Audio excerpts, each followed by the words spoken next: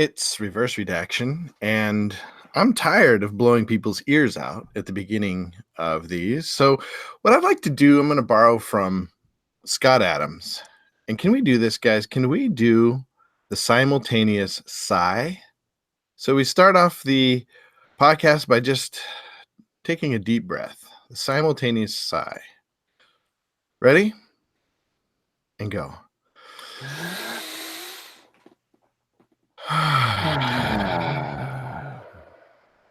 And that was our simultaneous sigh. I hope you guys were able to join us.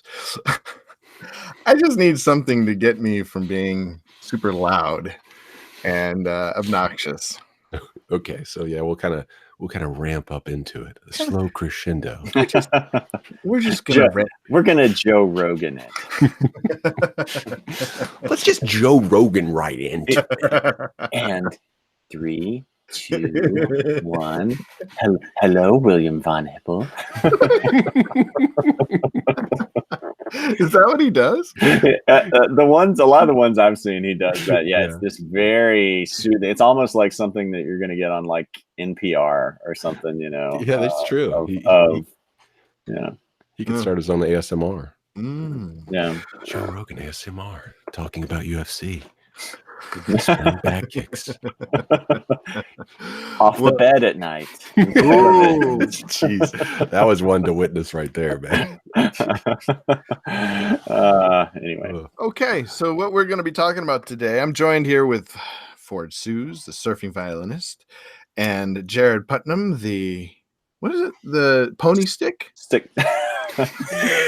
He's a stick horse. It's a reference to Game of Thrones season 8. Oh yeah. wait, it is? Isn't that what? No, that's what I thought it was, because that's what I assumed it was this whole time, in reference to that drawing, you know, that one meme that shows like Game of Thrones season 1, 2, 3, it's like, and then you look at the last one, it's just like a little stick. No, that's his company. It's just like how, you know, as a kid, did you ever have sometimes they call them hobby horses. Like they either call them a hobby horse or a stick horse. It's just like the little plush horse head and then a stick, and then you pretend like you're riding it. Okay. Yeah. So it's a super creative commentary on how even from our time as children, we're pretending, and then we grow up, and then we just tell more advanced stories. And you could also get on your hobby horse and have a Ford rant. A Jaharad rant. I could. Yeah. Well, so today what we're going to be talking about is EndGame. And all three of us have seen it now. Yes. We're talking about the Russo brothers' culmination of all the MCU, the Marvel Cinematic Universe, coming together in one epic movie that has yet to beat Avatar in worldwide sales, which my kids and I, and my family, wife, kids and I, we watched it. We just recently, just ended yesterday, but it is so long and such a weird movie. How the heck did that make so much money? I feel like there was some shenanigans going on. Oh no, it's the MCU inertia, man. Like there's so many people in this movie. I mean, everyone's gonna watch it. Even I'm talking about Avatar. Oh, Avatar. Oh, how did Avatar? No, I don't understand that at all. Like I don't understand that at all. Some of the phenomenon from that was really interesting. Where I don't have any of this at my fingertips, but I remember at the time there were people that were having like Avatar withdrawal because they just kept going to see the movie over and over, and whatever the planet movie was, you know, because you could go see it like in 3D and, you know, real IMAX 3D and all that. Mm-hmm. And, you know, it was like some of those scenes, like I remember there was like a night scene in the jungle that was just visually spectacular, and you almost looked like you were kind of there. And people, it was sort of this, I don't even know how to put it, but anyway, people just kept going to see it over and over. Kind of like an other life. Yes. Escapism thing? Yeah. It was like almost kind of like a virtual reality sort of thing. And I remember seeing like articles about how people were just having like withdraw from it, and I want to go to what Pandora. Real creative. Yeah, right. So yeah, it was, but you're right. It was very weird that it was as popular as what it was in a way. It's so long. It took us 3 days to watch it. Yeah. Anyway, I did not like that movie, but I don't know, whatever. I didn't hate it, but yeah, I didn't love it. But today we're talking about EndGame, which just as long, I think, almost just as long, but had, like you said, it just had all the strands. Like the reason it's just so big is because it was the culmination of the MCU experience, right? Mm-hmm. Now, question is, how do we reverse redact this? What can we take away from this movie? How can we dig deep into it without just kind of giving a movie review? How would you guys like to approach it? See, I was thinking you'd have this all laid out. I was going to be the group project. I was going to be the Bran Stark of all this, where I just showed up and hopefully like contributed something at the end. I thought you'd have all this laid out. Well, unfortunately, in the group projects, I'm always the one who doesn't show up. So, well, I have the group project strategy. Okay, it's very innovative. It's very unique. Never been done before. I think it goes something like, let's just jump right into it, like Thor, landing on his knee and sending up sparks everywhere. All right. So, Ford, you're the last to watch it. It's freshest in your mind. What did you like it? I did overall. Yeah. Net positive. I liked it. I liked how it was basically a patchwork of references is kind of what I felt like. There's a lot of time travel commentary. Oh, spoilers from here on out, everyone. Yeah, we're definitely going to talk about spoilers. So a lot of time travel stuff from, they reference Back to the Future, but a lot of Star Trek Next Generation time travel stuff shows up here. Red Letter Media pointed out that the last episode of Star Trek Voyager is actually called Endgame. Yes, I saw that. Forgot about that. And that's actually, I like that episode. Captain Janeway in that episode is just, it was great. And I don't know. I thought that was a pretty good episode. Reincorporates the Borg. There's some definite cross-pollination going on here. But what I liked about this, it's like a jazz improvisation of tropes that came before. Every little vignette, not all of them work, but they almost like little series of YouTube videos or something like that. Like when the scene with Captain America sitting in a little support group. Yes, that made the movie for me, because I think we've all dealt with some loss in the last few years, and that for me, just his plucky determination in that scene is like, this is why we like this guy. It's not just because he can fight, not just because he's Captain America, but it's that spirit of like, we're picking up after this hurricane, and also picking up the wreckage of our dreams about India, and that just like roused me. I was like, thanks, Cap. Thanks, Chris Evans. Thanks, Russo. Thanks, MCU. Like, it just, and so when he later on, big spoiler, picks up Mjolnir, like, to me, he earned it because of that moment. It's that moment that earned it, because he's still just going, baby. He's just still going. I mean, he's like Mr. Fix-It Felix, I loved that. So that made the movie for me.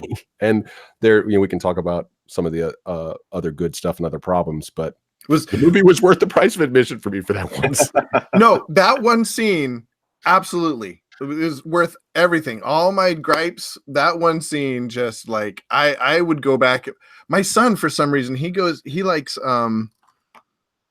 what's it called? Thor Ragnarok. And he goes back over and over again. This is a 6-year-old kid. He's not like 4-year-old where he's just watching. He goes back and watches the scene where Thor just rages out on the Festus or whatever his name is.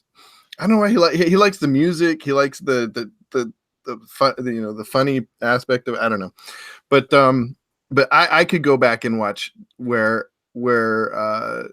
Captain America, like the hammer flies by and you're like, what? Where's it going?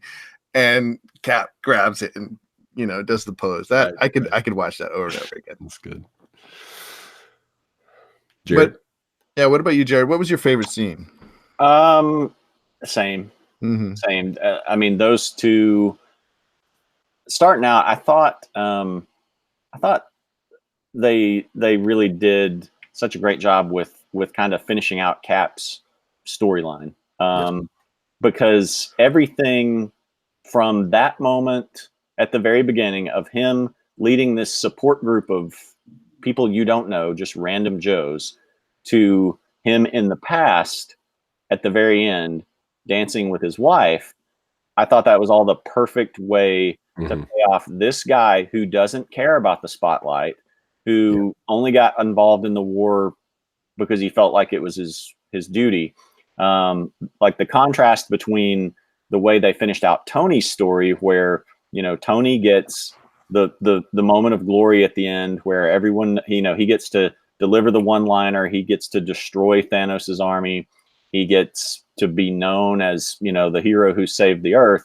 Were both just perfect and so true to those characters. If you almost can take the MCU as the dichotomy of Cap and Iron Man, and and there's almost a dance between the two of them. And I love if you just take both of their streams, their storylines. I love it. Yeah. Other things in this movie almost shipwreck that, in my opinion. But it's just fantastic. I love how Tony figures out the time travel thing. Like, really? It's so Tony. That's because if you think about how Iron Man was created, it's a similar thing. Like he's like it's genius. It's a true superpower to crave, to be an inventor that solves problems with his mind and with the tools that he's made. He's the MCU Batman, I guess, but more Wayne Enterprises than Vigilante. It's his mind that is his strength, and he found a way to what is the word, like rein in his artificial intelligence programming, after the problems with Ultron. And it's his AI that helps him solve this time travel thing on a hunch, and I just love Tony as a character, and of course Robert Downey Jr.'s portrayal. Just how they wrap it all up. So I didn't like at first. The more I hear you guys talk about, the more I think about it. I didn't like Captain America's ending. I see how it fits. I like intellectually, I love it, but emotionally, I don't know. It just felt how, in the sense that like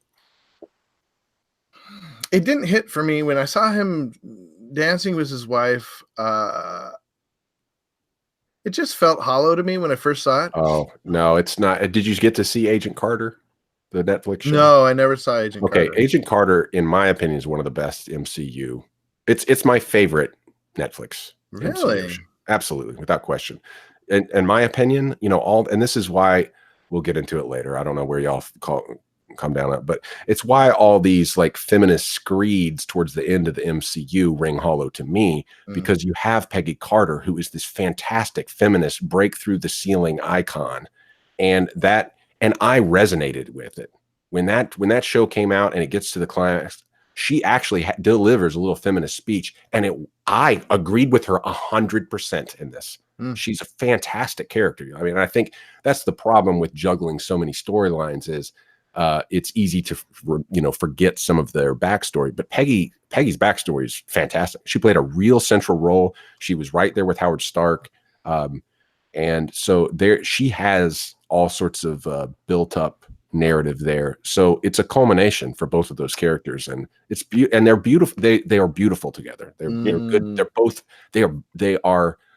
That is the picture of a good marriage. They are equals, and and they're both willing to make those kind of sacrifices. I loved that, and to me, it made up for some of the other screeds that came towards the end of the film. Well, all right. Before we get to that, though, it bothered me. I think mainly I was just distracted by the problems with the time travel. Can you guys help me understand? Like, I do agree with those, but like, how was he sitting there in their timeline?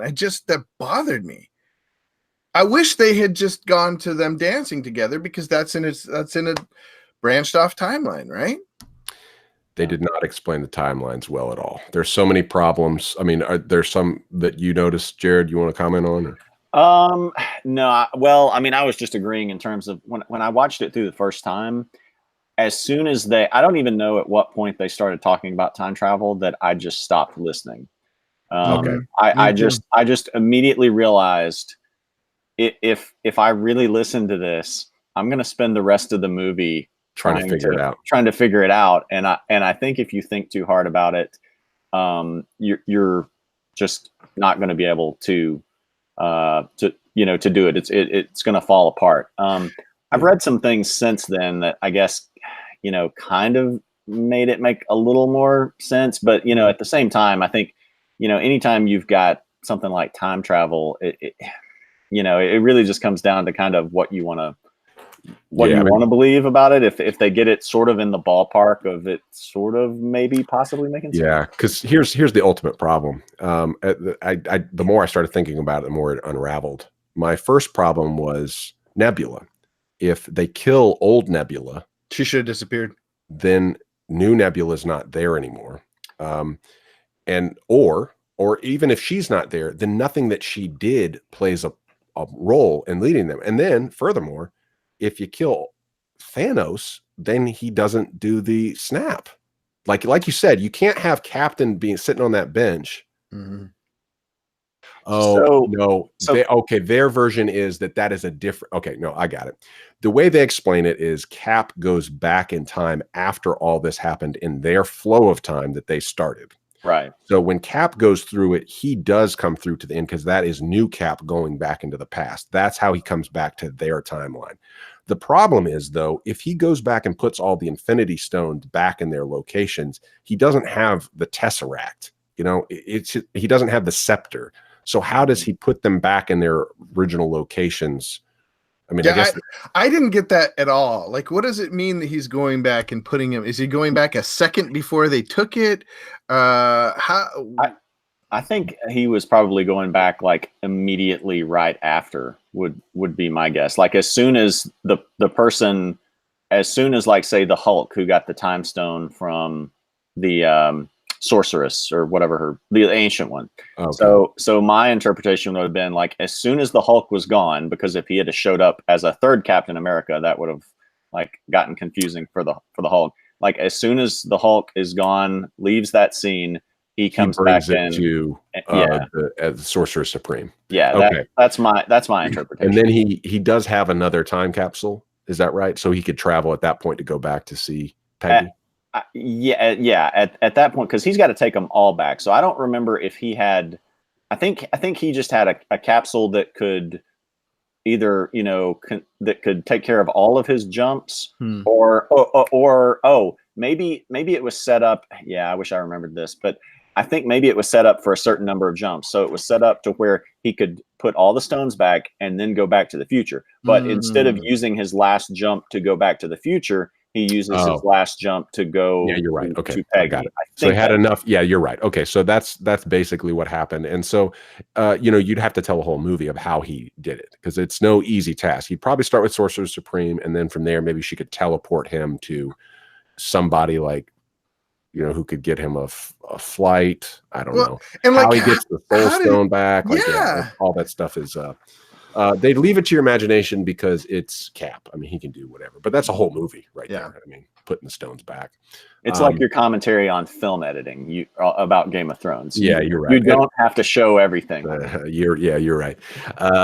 I do feel the complaints that you had with season 6 much more, I guess, pointedly in this. Season 8? Sorry, season 8. Yeah. Your complaints about season 7 and 8. Well, I mean, and they're viable. Game of Thrones. Game of Thrones. Yeah. I do feel them more because there's a moment in this movie that two that I was just like, I hate this movie. Okay, tell me. It took me 15 minutes to come back from it. Yeah, what was it? Captain Marvel flying into the ship and just taking the whole thing out. Like, if this is the most important battle in the galaxy at that moment, I cannot abide that excuse. Oh, well, you know, she's got like 100,000 planets to police. Okay, this is freaking Thanos, the god of death. Like, you probably should have stayed around and tried to help with this endeavor. You're the most OP character in the history of anything. You fly through Thanos' ship with one thing. If you can fly through a ship, why do you even fight him? Why don't you just fly through him and vaporize him? If you can fly through Thanos' ship, why don't you just put the Infinity Gauntlet on? You know, it's just, there's just so many things that why have Tony make this? It doesn't matter that she's a woman. It matters that she's so overpowered in this universe that it renders Thanos and all the stakes moot. You've got this super hyper powered character. And she's just so annoying. Like, she's just so like preachy and condescending. And it just totally takes, why does Tony have to make a sacrifice? If she can save everything, then why even do this? Why we even have a story? It defeats the purpose of all. Like, look how strong she is. Well, yeah, but she's not very smart, apparently. Yeah, well, and it has the same, I just have a quick point, but it has sort of part of the same problem, a little bit different, but it has another tie to Game of Thrones where with Bran and Doctor Strange, where Doctor Strange says this is the one way that it has to happen. And so that's kind of the out for it. Is that this sequence of events has to end up, for whatever reason, any other sequence would have ended up with, even as powerful as she is, would have ended up with Thanos, having stones. It's got to end with Tony taking them away and snapping, which, okay, I'm willing to go with that. But it is kind of like the whole Bran thing where it's like, it had to happen this way. So, it's such an out. It's such a cheap out for everything. So she has the Superman problem. A lot of people dislike Superman, but without the humility and sort of the weakening aspect of wanting to be weak that Superman has. Like, he longs to be weak. That's why his version of who he wants to be, his escape version is Clark, this bumbling little weak dude, She doesn't have that to counterbalance. Instead, she's this snotty kind of and Superman's in a more, I would say, even a more powerful universe. That's to where they're dealing with he's dealing with sort of borderline other gods, and the enemies that they enemies that they fight are almost borderline gods. The MCU, apart from a guy like Thanos or Galactus, tends to be more, human-like villains. So, yeah, going forward, I have more of a problem with, or more of a question of, how are they going to use her, or what are they going to do with her going forward? For this, I was just glad that they got rid of her for most of the movie. So I completely get Ford's critique about her destroying the ship, but I was fine with it. I was just glad that that's all it was. Okay, yeah, have her come in and destroy the ship. It's not meaningless, but it's not really that important to all of things. So thank you for just getting rid of her for most of the movie. My biggest complaint were not scenes. My biggest complaint was just the overall lack of, this is interesting, but overall lack of subversion. There was never this point when I was like, oh, no way, he actually did that to do that, and we didn't know all along. It's just like the whole idea of the one way. It was like, one way, you guys, it's just like luck is basically what they were hoping on. Luck rat. Or fate. Waiting for a rat. Right. Yeah, I didn't even catch that at first, that it was the rat that accidentally tripped the switch. I thought it was on a timer or something. I didn't realize that the rat, until I read something, or saw a review, that the rat, maybe it was Red Letter Media's review, that talked about the rat tripping the switch to release him from the quantum realm. Yeah, it just felt too coincidental and not earned. And then there was never a twist. There was never this clever thing where somebody had this transcendent idea or transcendent plan, that's working, that beyond just reacting, Yeah. Well, to a certain extent, it doesn't really make a whole lot of sense. But I guess for me, to a certain extent, that was Tony's glove of being able to that's true. steal the stones away. Even though that doesn't really make sense, because if they had to go to this like mystic forge in the middle of space to get that created in the first place, but or for Thanos to get his created and for Thor to get his hammer created, yet Stark can just build one, okay, that can hold the Infinity Stones. Stark Tech has Stark Tech is where it's at. Well, I mean, Ultron was, I mean, pretty overpowered. Yeah. So, yeah, I don't know. It did just take me, and now, yeah, I don't know. In general, I liked it. It's just that this is the problem when things get too big, and it's the same problem with Game of Thrones season 8. When you have this outmoded method of producing film and TV, which is very centralized control and like runs like a government. There's all sorts of political things that you have to do, fan service, and it's just like competing fan services, you know. And so you're never going to make everyone 100% happy, and it just ends up being kind of vanilla or something at a certain point. And so it's like everyone has something that they can be happy about, but it generally means that the whole is going to be less than the sum of the parts. You know, you're just going to have these, when you add it all up, it's just kind of like, oh, I don't know. So like a movie, like I think I would like going back and watching Doctor Strange more, because in my mind it coheres better. You know, it's got more modest goals, and I like like you said, the grand plan, like what his big, it makes sense to me. The sacrifice that he needs to make. Whereas, you know, some of these problems with this movie, like you said, the time travel issues, it kind of just takes you out the more you think of it. It just doesn't hold together. But I have to say, though, in terms of the political aspect of it, what you're saying about it being, you know, this big political machine movie making, I do appreciate Marvel way more than I do Star Wars. Of course, I think we're all going to agree with that. Yeah. Because of something I heard. So you know, the feminist moment where all the girls, you know, protect Spider-Man.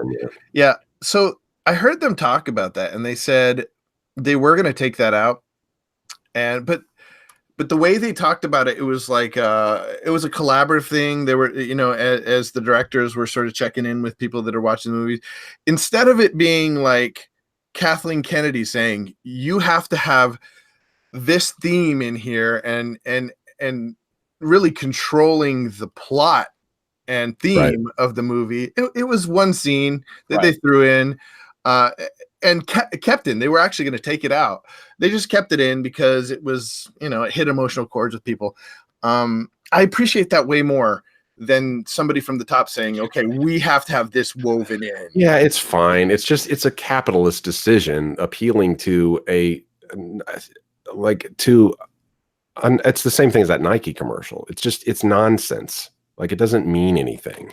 And so it's fine. Okay. I guess, you know, fan service, but when Hulk tries to pick up Mjolnir in Avengers Endgame, that's fan service. You know, that's in Avengers Assemble, the first one, you know, so Joss knew he wanted to have these little fan service moments, but when they happen, you're like, okay, that fits together. It's like puzzle pieces fitting together, right? Like, when that happened, that was not puzzle pieces fit together. It makes no logical sense at all. It doesn't connect. All the women are just happen to be fighting right next to each other in that one moment. And you just had this moment showing how overpowered Scarlet Witch is. We've got this super strong female characters. For crying out loud, Black Widow gets to make one of the best sacrifices in the whole thing. And they're feminists complaining about that crap. I'm just like, what? You cannot please anyone about anything. She gets to make the best sacrifice, and you're rooting for both of them. And them having, you want to talk about a not toxic male relationship, they actually have a platonic relationship, a bro relationship, a soldier, you know, band of brothers relationship. And there's so many good things in the MCU that these hardcore feminists should be like, yes, awesome. but it's never enough. Like you gotta throw in this insipid scene that makes no sense. Again, if Captain Marvel's that strong, she doesn't need anyone's help. First of all, number two, she just puts a freaking glove on. You know, it's just none of. So why do men have to die then if you have all powerful goddess come to save the day?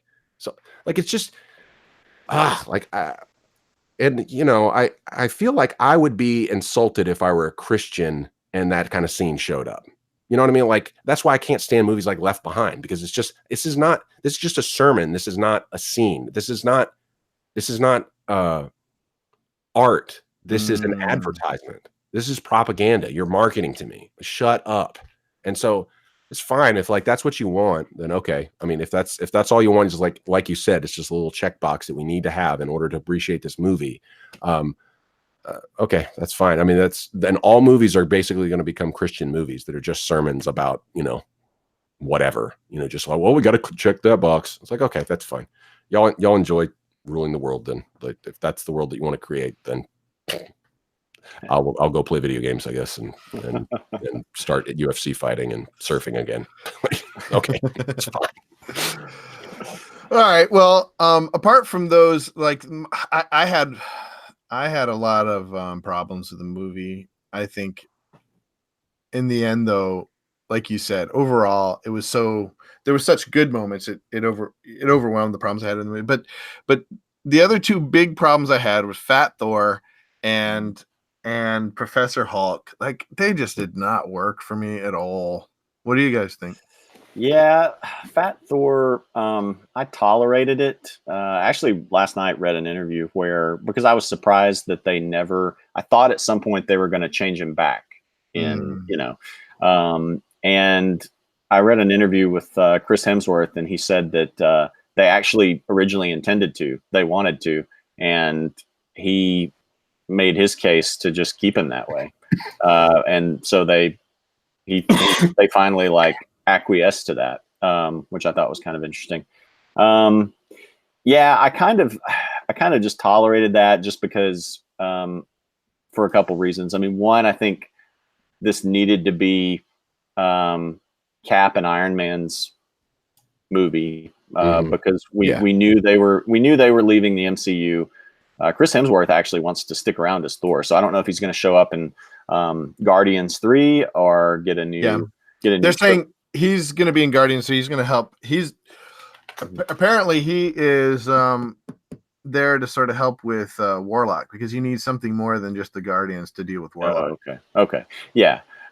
So yeah, they talked about that. Someone actually online started some sort of campaign to have Deadpool be Noob Master 69, the guy that Korg was arguing with while playing the game, and the one that Thor threatens to. And then I was immediately on board with that. I'm like, yes, give me a Deadpool Thor movie. Yeah. Now I like Fat Thor. I mean, I just as somebody's gone through again, like different reactions. They show you Cap, who, I mean, for me, you can't have Cap being plucky and strong after the loss of everything without somebody else who has just retreated. And that is a stereotype that's just true. I mean, like my reaction just now is like, I'll just go play video games. If you want to keep this, I'm gonna go in my man cave then. I'm not welcome here. That's why man caves were created, y'all. Like go listen to Camille Paglia talk about like how back in her day, you know, the men would like at dinner, the men would go outside and work on their car. You know, like that's what they were doing for fun. Like, it's like, okay, I got to get out of here. Too much talking. You know, it's like, oh, that's a stereotype. Okay, sure. Yeah. Well, and I mean, and Thor, I mean, it makes, again, like it was played up a little more. Like I kind of wish they hadn't quite played it up that much, but like I said, I was willing to tolerate it because this needed to be Cap and Tony's movie. They needed to have Thor go back to a place where they could build him up from again in the future. And I mean, if anybody was going to have anything like that, you know, happen to him, I mean, you think about everything that Thor has lost. You know, he lost his mother back in Ragnarok, which is referenced here. And then just since, or not Ragnarok, Dark World.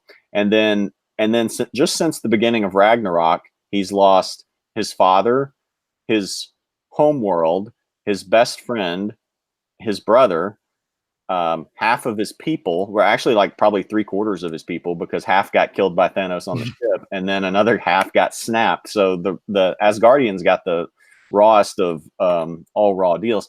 So like, I mean, the guy really has lost everything, you know. So I was willing, I was willing to buy into it just for, you know, for those reasons. You know what I think it is for me is I don't think Chris Hemsworth is very good with comedy. What? Oh, I don't agree. I don't like his brand of comedy. I've been watching I've seen the previews for the new what is it called? Men in Black, and I'm like, oh, this is cringy to me. I loved him in Ragnarok. Loved him in Ragnarok. Yeah, no, I think he's fine. Yeah, different courses. The other thing, so what did you guys think of Professor Hulk? I thought it was fine. I just, yeah. I was sorry that he didn't get. I thought we were going to get like another, like a rematch between him and Thanos. So I think that's what. That's kind of, I guess, maybe the most common complaint I've seen, and I would have liked to have seen that, but or at least some cohesion between the Hulk of Infinity War and Endgame. I just felt like it was such a shift without any. Well, yeah, that's the 5-year gap. I mean, that's one of the reasons why, in that tweet stream about the difference between pantsing and plotting. If Martin had skipped the 5 years of Feast for Crows, we would have had that sort of shock, like, oh, how did Tyrion end up so depressed? And still, it was jarring for people when it comes to the show, because I think it was easy to forget Tyrion's what do you call it, exile, and everyone on the earth trying to kill him. And it's easy, like even in MCU, it's easy to forget all Tony went through, and I think some people saw it jarring when it happened.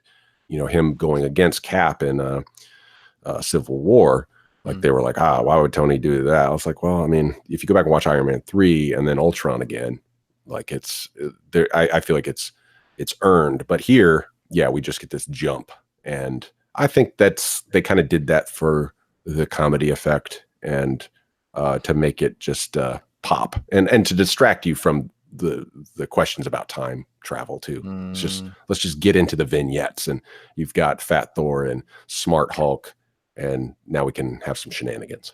Well, and if you immediately, considering what they had to do to get all the people unsnapped, if you're immediately able to unsnap them, then you genuinely do come out of it, except with the exceptions of Black Widow and Tony dying, you come out of it with zero consequences at all. Like, you just lost half the population of the universe, and now they're back, 2 weeks later or whatever.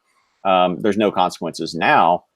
It's the MCU, so they're probably not going to deal with this that much, at least in the movies. We'll see what they do in Spider-Man Homecoming next month. Maybe they'll actually deal with this some in like the Cap or not the Cap, but Bucky and Sam series on Disney Plus.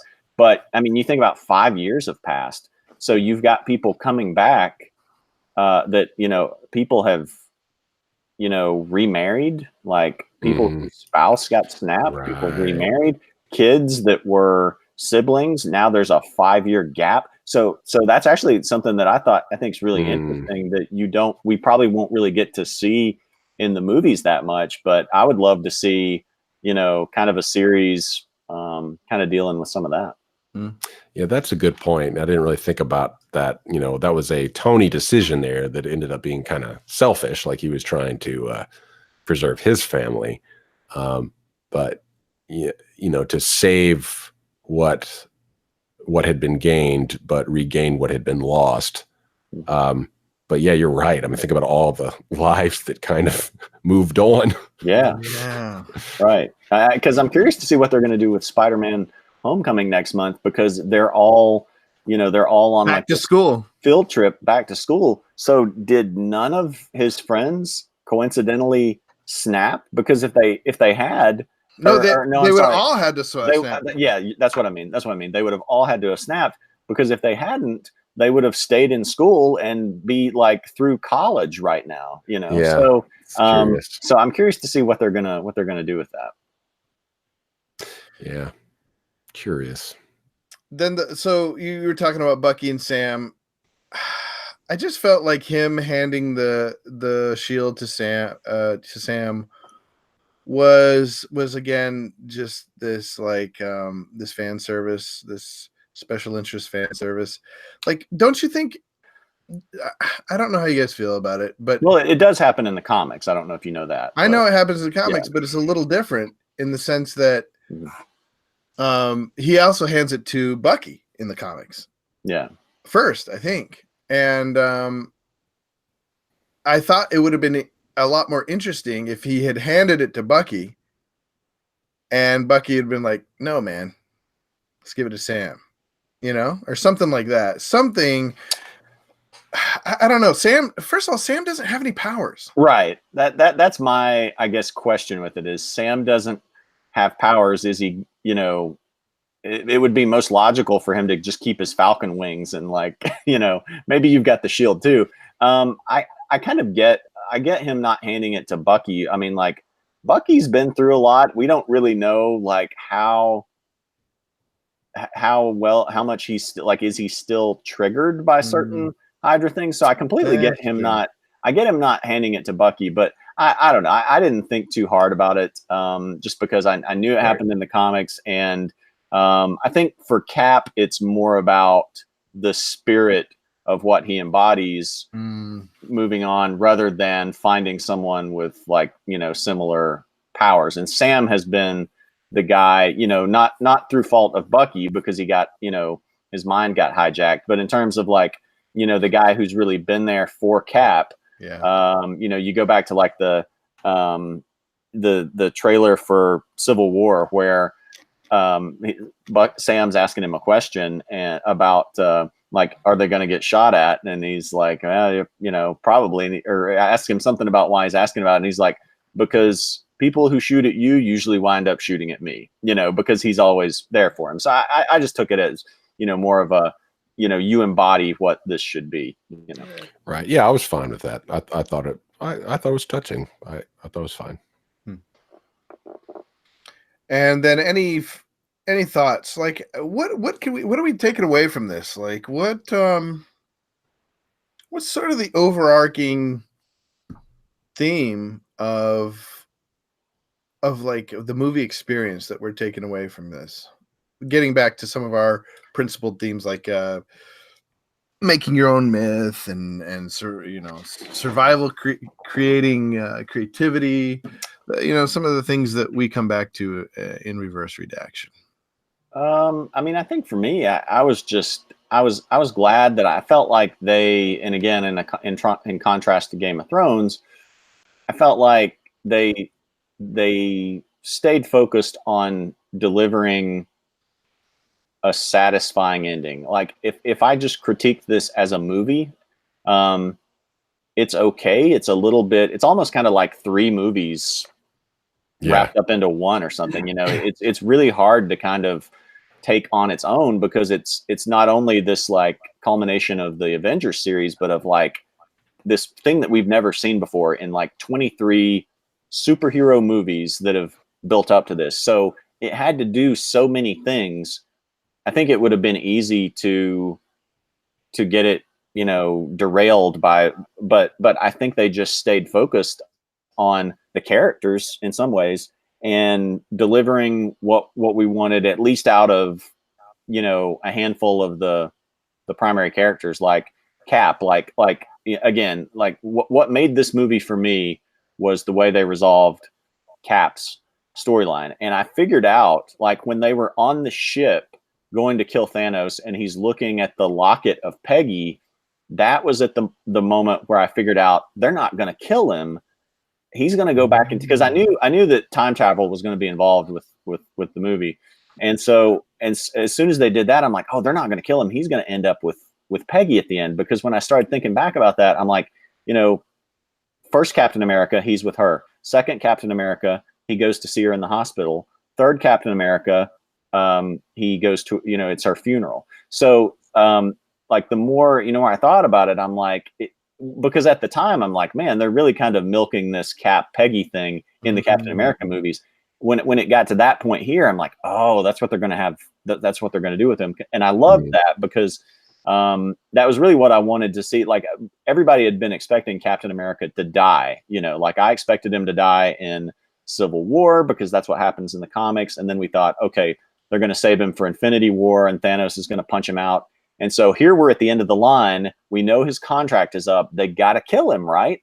But as soon as I saw that, I'm like, oh, that's what they're going to do with him. So that kind of changed the movie for me in a way, because I was going to be dreading seeing him get killed just because this is a guy who, he hadn't really had a life of his own. He was this man out of time, and he's the guy who always does the heroic thing. And I really just wanted to see him get some sort of payoff for all this service that he had given to, the country and the world, of always being the guy to make the hard choice that isn't going to be popular, that's going to cost him his life, that's going to cost him friends or whatever. So that was so much of what made it for me.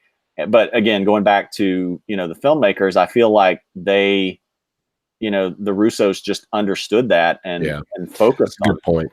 Yeah. And I think what we have in the MCU is kind of what we were talking about with Spider-Man Into the Spider-Verse. Is it's a much more, how would you put it, collaborative tapestry of individualisms, of people who make their own myth and then find a way to let those myths work together in collaboration, but not necessarily in lockstep. And it really is a free market individualism. Like they really don't take orders from each other well, Right. And that's it. But they find ways when their ideas align. They're like, okay, we can get behind this. And so, yeah, you're right. That was a good observation. The Russos really did preserve that. If you look at Iron Man, I mean, the MCU from the beginning with Iron Man is a story about, it's a buddy cop story. It's Iron Man and Cap, and they have very different ways of doing things. But they kind of intermingle as time goes on, and they reverse sides. There are times that Iron Man is an and Cap, and there are times that, I mean, Captain America Civil War is a libertarian movie. Yeah. I mean, it's almost like a couple of times, like I almost felt like it was. So maybe the feminists do need to get their little fan service, because in a way that movie almost felt like almost a screed about libertarianism. There's that one part where the official, that older guy, he's like, y'all need to report to blah blah blah, and Ross, then Thaddeus Ross, the general. General Ross. Yeah, and Don Cheadle like sees Cap. He's like, "Hey guys, how's it going?" He's like, forget about that guy. Let me not do what he said. So Right. there's just it is kind of like that movie, and it's very unpopular to have this opinion in our day and age, but that movie is basically about a military contractors. That's what they are in Captain America Civil War. They're vigilante like soldiers, like, no, we're not doing what the UN says, we're not doing what the government says, we're going to go, we know we got the special information. So and then there are other times where Tony's the more libertarian. I thought they hung a pretty good lantern on that in this film, because this film is about family, and Iron Man, Tony getting to see his dad. Some people might think that's too convenient. It is too convenient, but I love that scene. I really, and I think that's one thing that a socialist and a capitalist can agree on in general, is his line. Howard Stark's line. I'm trying to figure out that balance between self-interest and the public good, and I feel like I have tilted that too far in this self too many times, or something like that. And it just goes to show that, I mean, yeah, that's kind of the ideal. If we are capitalists, we want to have that chase, and we want to find a way to not just think about the profit motive, And when you look at their legacy, the Stark legacy, when all is said and done, in the end, it's a good legacy, even though they had moments where it was not good at all. And they touch on that, and the MCU touches on that. Scarlet Witch, what she went through as a result of the Stark legacy. So, I think there's some overall, like you bringing up Cap like that, I think does make me remember it more fondly. I probably should have just been more forgiving of the fan service to the feminist contingent, because well, and you brought up family. It's funny you brought up the father scene. I really enjoyed the mother scene with Thor. I thought that was really good. Oh yeah, you're right. It got me teared up watching it. Well, and I love when he held out, Mjolnir still came to him. I didn't like that. I did. That bothered me. It was so selfish. He took that Thor's. That I did think about that. I'm like, well, wait a minute. What's that? Yeah, no, that's true. The time travel part, like, but Cap did bring Mjolnir back with him, so that's right. He did bring it back with the Infinity Stones. So yeah, I know, but another thing, just on the topic of family, like one thing that I had kind of forgotten how much I enjoyed, and we got to see it in this movie really for the first time since Winter Soldier, is, gosh, I really love the Cap Black Widow interactions, because it's kind of like the Hawkeye thing too, but in a way I really like the Cap Black Widow interaction better, and I don't know why, but it's almost like a big brother little sister sort of thing, and it just reminded me of Winter Soldier, how much I enjoyed that. So I like the fact that we got a lot of that at the very beginning. And again, just going back to what you were saying about, it doesn't have to be this, it can just be this platonic, sort of thing, where I was telling someone else, I was trying to explain what happened in Game of Thrones. And I was like, well, one character's storyline, talking about Jaime and Brienne, would be like if Hawkeye decided to have a fling with Black Widow and then dumped her the next morning, so like you just like ruin all of this like great mutual respect platonic sort of thing. I mean the contrast with Star Wars is you have what looks like a buddy relationship, and then the girl kisses Finn, Oh yeah, I got you. Oh yeah, I forgot about that. I've wiped Star Wars out. but it's a theme that's come up for me a lot, and I think it's come up in Reverse Redaction, is the need for more buddy interactions. I felt like Star Trek is a lot of good ones here, ultimately the best buddy. But MCU has done a really good job. It really has. At the end, Scarlet Witch gets to sit down with Hawkeye, and I love that interaction because they both lost someone special to them. In her case, it was her love interest, Vision. In his case, it was his partner, and they also have a platonic like mourning. And again, you just don't get to see that. So I do agree with, that's one thing I do agree with feminists in general, is like, is that there aren't enough of those kind of baked still test depictions where women can just be not sexy. Or if they are sexy, they don't have to be sexy in the moment. They can have just a normal conversation, and the dude's not sitting like, okay, goodbye. Or hey, honey, let's go. Come on back to my place. So there, I like the richness of the characterizations, and Scarlett Johansson's a freaking monster actress, man. Like, she's great in every scene of this, and I love that to me, that scene with her and Hawkeye fighting over the Soul Stone. It's analogous to that scene that we talked about in Into the Spider-Verse. Let the person have their own protagonist. Let the person be the protagonist of their own story. That's the part that I liked. Let her make it's like poor Joss Whedon put himself in personal exile because his number one fan base, feminists, hated what he did in Age of Ultron and said that he portrayed Scarlett Johansson as a old-fashioned woman Black Widow because she wanted to have a kid. That to me is just okay. I think there are feminists who do want to have kids. Right. Weird. So then he went into this, but now they're mad at Black Widow for wanting to have a kid. Then they're mad at Black Widow for dying a hero's death.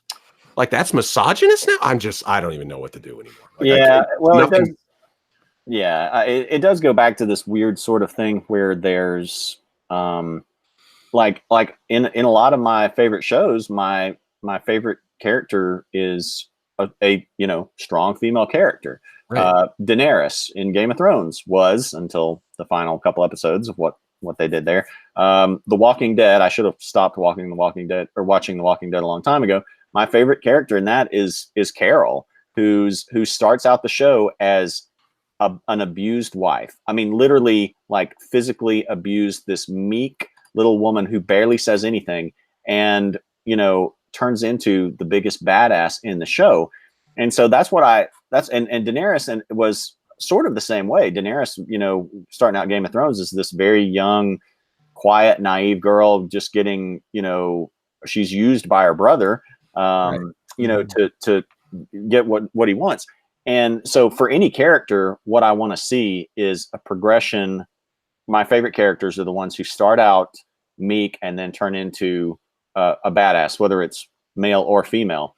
And there seems to be this sort of stereotypical, like what you're saying, like feminist attitude that you can't ever portray a woman as weak. You have to, from the beginning, have that character be sassy and strong. And so that's what we get with Captain Marvel. Yeah. And even though I like Rey's personality in Star Wars, that's what we get with her in terms of abilities, where, she's just immediately, she's grown up on this, junker planet, seemingly hasn't really been trained in any, piloting or anything like that, but she's just immediately great at everything. And so that's where I think a lot of the disconnect comes between, sort of what some people's perception should be or is of what a strong female character should be, and then the people who want it to develop organically. Or even a strong person. A strong person has vulnerabilities. Right. And you have to portray not just weakness, but adversity in order to show that progression. And that was Sansa's whole rebuttal. Like, Sansa, she might as well have looked into the screen to all the feminists who complained about depicting her rape, which was the most muted, they weren't glamorizing that rape scene. Right. Like they had you look at it through Theon's eyes, like in horror. They're like, oh, well, there's no way to handle that in any way that makes them happy. Right. It's like, and it's absurd. So, we know that we have rape as a problem. We talk about rape culture all the time. Here's a time we're going to address it. And not pretend that it happens behind closed doors, but that it actually happens. And then you get mad that we say that it exists in freaking, hell world fantasy land. Like, it was happening then. It's happening in our culture now. So you depict the adversity she goes through. And Sansa says to the Hound, he says, you could have avoided all this pain if you'd have been with me. And she's like, and I'd still be a little bird, wouldn't I? It's like, and that's, she should be saying that to the women complaining about any depiction of violence against women in movies. Well, that's how you get strong adversity, right? And then people flipped out over that line. I don't know if you saw that. What did they get mad about that line? Because it was, I don't remember the exact thing, but there was a lot of backlash against that line. So, and basically then it was people paraphrasing it as saying like, oh, they're saying that you have to go through rape to be. Oh, jeez. Yeah, right. Yeah. Jeez, you cannot win. So literally, and I started to notice this with Jessica Jones. This is the first time this started dawning on me. We had watched Peggy Carter, Agent Carter, which again was one that was overlooked. Feminists didn't need Ghostbusters and they didn't need Captain Marvel because they overlooked this. It was not a feminist screed. It's a feminist magnum opus in terms of like fantasy, you know, Marvel superhero sorts of stuff. Like Agent Carter shows real women how you can be strong, how can you can be independent, how you can think. And that's what we get with Captain America and Iron Man. These are the most down to earth of superheroes. Okay, I mean, aside from the super serum or whatever, but use your mind and use your courage. Like those are things that boys can act on. Yeah. But you get the same thing with Agent Carter. Nobody talks about it. Nobody says, "Hey, great job, MCU." They start complaining about Age of Ultron. They're like, "Oh man, look at this!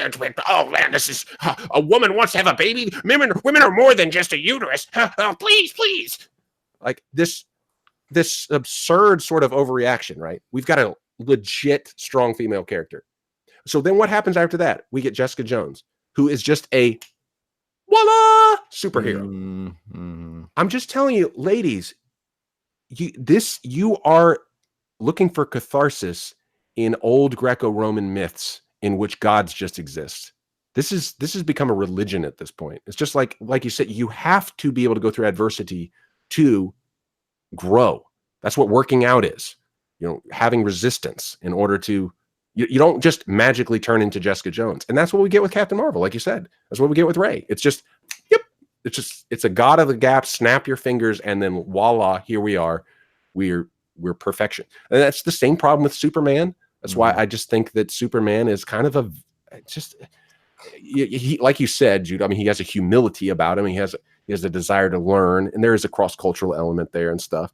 But I mean, that's the thing that just never did it for me about Superman, and why I more resonate with Batman or Iron Man or Captain America, because there's something that a person can take away from it, because that adversity is there. But with someone like Captain Marvel and Jessica Jones, it's just women can kick ass too, and we don't even have to work out to do it. It's like, well, you're going to go out in the real world and someone's going to kick your ass. Like, well, but here's the thing. I think even as we have, these are serious problems with certain philosophies. I appreciate that we can just talk about these. Like, you know, my view of Sam getting the shield, of Captain America's ending, has really changed after talking to you guys about it. And I think it is important to, and that's what I love about reverse redaction, is to like get to talk about things without having you know, in a civil way, in a way where we can make arguments and pick things apart. And I think that's what we're doing here. And when we're talking about feminism, I think, you know, we're obviously not we're not just blanket saying that they're that it's a wrong philosophy, but I appreciate your ability to sort of bring out the good things about it, and at the same time point out problems with it. yeah, I just don't want to see entertainment turning into sermons, whatever side it's from. And because it's alienating to people who disagree with it, and it's really not helpful for people who agree with it, because it ends up just being you know, propaganda. And we're supposed to be challenged by what we watch. And I was actually challenged by EndGame. I was challenged by Black Widow. I was challenged by a strong female character.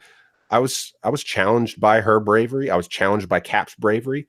I was challenged to not be like Thor, not be the typical, you know, male response when I mean, not, well, yeah, no, it is a typical male response. I mean, I've been there a lot of times. I'm just going to retreat into the man cave, you know? And that's just a very alluring possibility. And so the movie did challenge me to be better. And I think there's a lot of good stuff in it. That's good. Any final thoughts? Jared? I think I covered a lot of the ones that I said before. I was thinking about not really a final like wrap up thought, but just in terms of like trying to find an analogy for the time travel thing. And it doesn't really, it's not a perfect fit, but I was thinking of it in terms of like, you know, video games where you've got your save points, you know? And so all those save points are like points along a continuity of the game you've played up till that point. But if you go back to a previous save point, like a couple of save points ago, then you're going to create a new, basically like a new timeline. So it doesn't affect, so like talking about, you know, Nebula dying, like it wouldn't affect the Nebula that's there. Or maybe you can think of it in terms of like, you know, downloading material into it or something like that. So you could download past Nebula into that current save point or something like that. But anyway, I see. Okay. That was how I was trying to think of it. That kind of made it make a little bit more sense for me in terms of like a game and save points. I don't know if that was just something I was kind of thinking about. Maybe if I really thought harder about it, it would fall apart quickly. But no, that's a pretty good analogy, I think. Yeah. Mm-hmm. Yeah. I mean, it still doesn't work because Cap sitting there, you know, like, remember when he, anyways, you know, having married. I think they do explain it though, because they say it's different than Back to the Future. Yeah, it's a different situation than Back to the Future. That when you kill someone in this, the Infinity Stones have a lot to do with it. Mm-hmm. It's a little bit. They're creating. Okay, so Hulk does explain. He says basically, we're creating a new branch. But that new branch, that's why he can't be there. Unless, so the only thing I can think of is that he jumped to their timeline somehow. It's hard to explain, but I do think it works within there. Yeah, I mean, it wouldn't. We'd need a graphical representation. You probably would. You probably would. Yeah. But I think it's just like it. The main thing of it being confusing is how it wouldn't have affected, like, because like all the past stuff would have still happened, but the thing that would be weird was like how an extra version of him in the past all those years didn't alter the future, but didn't alter their future didn't alter their future right there. Yeah, because as far as we know, that should have just kept that one timeline. So it's not like he jumped in from another timeline. But maybe it's, I don't know, maybe it's like an open world game. I'm going back to the video game reference. Maybe it's like an open world game where he just goes off to one little corner of the game and he doesn't affect the main storyline. You know, he just does side quests the whole time. Yeah. It's just weird because he marries Peggy, you know, he wouldn't have kissed her daughter, you know, her niece. It was the niece. Oh, it was her niece. Oh yeah, niece. Right, but that's but at that person that previous version of him was the past version of him, so he wouldn't have known at that time that was his niece. That's true. Okay. But yeah, so he could be the man that she married, and you just okay. Yeah, that is a good question. Like, was he originally? And I think most people have thought like, oh yeah, it was, but yeah, I'm not sure.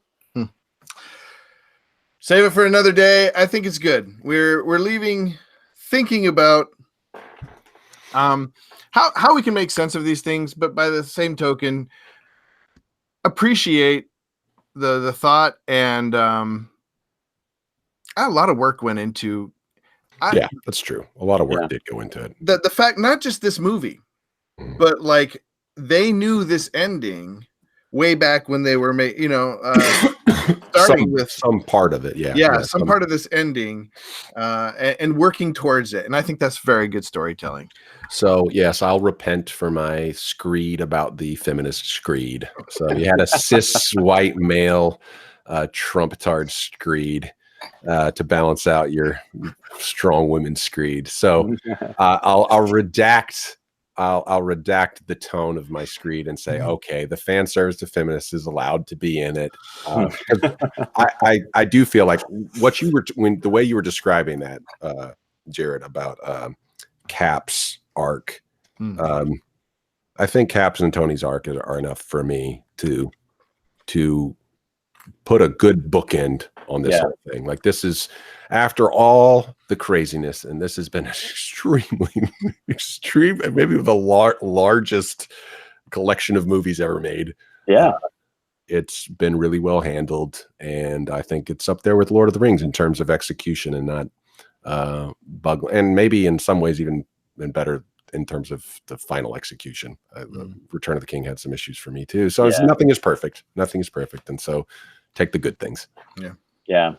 They stuck the landing for me, especially on an emotional level and just character payoff level. And that's, I think everybody's got something that they want, or like their own philosophy on like what should happen in the end. Like Judah was saying, like he wanted more of a twist. Like one thing I've realized for me personally is when I get to the end of a story, twists scare me. Like I love twists throughout the story, but then there's a point where, oh my gosh, are you about to negate everything that I have just watched over, where like Lost, at the end of Lost, where Jack's dad asks him, why are you here? I'm like, oh no, what are you about to do? And that's the point where he realizes he's dead. And so that twists scare me. So I get to a point where I'm like, okay, no more twists, just pay off what you have set up here. And I will be happy with you. And so that was really what did it for me, was just that emotional sticking the landing with those main characters and the story. So I agree with that. And there's something to be said about subtle subversion. So they did have subversive twists, but they were so subtle and they made so much sense that, like, when you guys mentioned a couple of them, I was like, oh yeah, that was subversion. Going back and looking at it, you realize, oh yeah, it was. You really need multiple viewings of this movie. Like, I've only seen it once. I've seen it twice. But like, I think I would need multiple viewings to really like catch it and appreciate it more. I just couldn't, as much as I liked it, I just couldn't go sign up for 3 more hours in the theater. But yeah, there's so many of the little vignettes. I was just thinking about the one where Cap meets himself. And when he's like, I can do this all day. I told that to Melissa, and she's like, I want to watch the movie now, because it's just so true. Like, you go back and read something you wrote 20 years ago, and you're like, look at this idiot.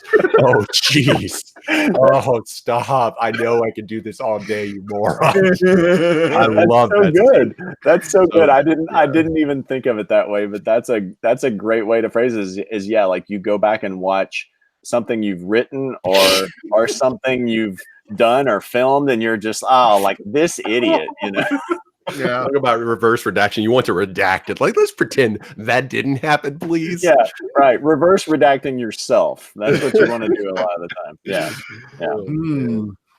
All right, guys. Well, as we go on to our week, let's continue to make our own myth. Oh, I totally forgot. Get to work. There's a lot to build. Bum, bum, ba-dum, bum, bum, bum. Amen. Go and do likewise. I was just going to end on that. I was just going to end on that rather than enter canceled for this one. I like that. That was good tone. That's all I got.